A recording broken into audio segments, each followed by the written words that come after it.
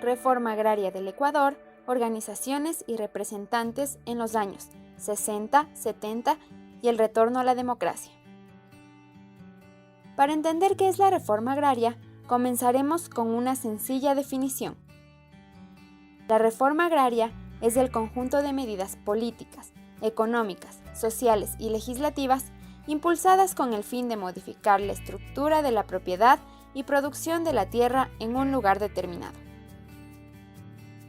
Una vez establecido el concepto, viajaremos al pasado para comprender cómo ha ido evolucionando la reforma hasta nuestros días. Al inicio de los años 60, se visualiza un ascenso del movimiento campesino e indígena, donde intentos de modernización de clase terrateniente y de la reforma agraria serán de gran importancia para el surgimiento agrario. Es entonces que con estas influencias hace que el Estado empiece a considerar la necesidad de crear una ley.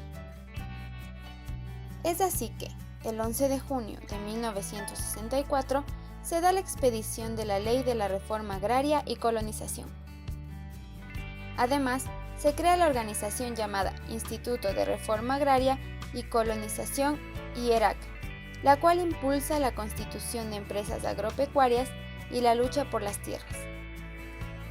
Dicho proceso se llevó a cabo en el mandato de la presidencia de Carlos Julio Arosemena.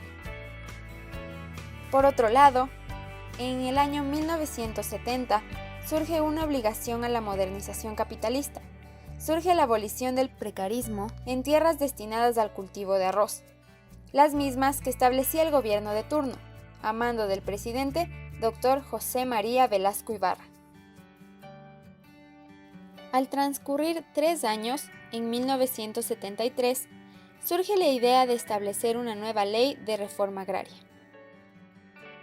Es decir, con una visión más radical, la cual busca ampliar el significado de aquella reforma y sobre todo establecer la eliminación del latifundio e integrar el minifundio. Dicha reforma se establecería en el mandato del presidente de turno, del general Guillermo Rodríguez Lara. Asimismo, durante los siguientes 6 años, se maneja la anterior reforma hasta que en el año 1979 se crea la Ley de Fomento y Desarrollo Agropecuario, el cual establecía y permitía incrementar la producción y productividad de todos los sectores. Dicha reforma se llevó a cabo en la presidencia del Dr. Jaime Roldós Aguilera.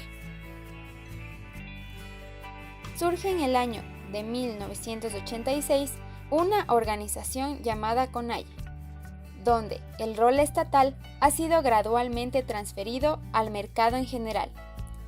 Dicha creación de la CONAIE se estableció y surgió en la presidencia del ingeniero León Febres Cordero.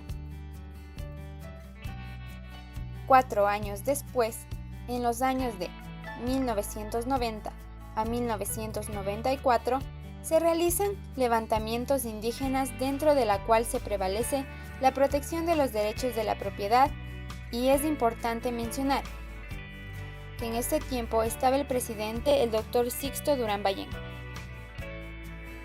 En este periodo se da el fin de los esfuerzos reformistas del sector agrario y por ende se da con la Ley del Desarrollo Agrario.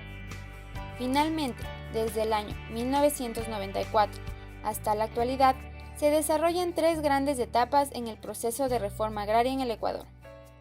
En primer lugar, es la prevalencia de propiedad latifundista de la estructura agraria y explotación con bajos niveles tecnológicos. Seguido a esto, se da una fuerte intervención del Estado en la liquidación de las formas precapitalistas de producción e inicios del proceso de modernización de la explotación agraria. Y finalmente, es el retiro progresivo de la intervención del Estado en las estructuras de tenencia de la tierra.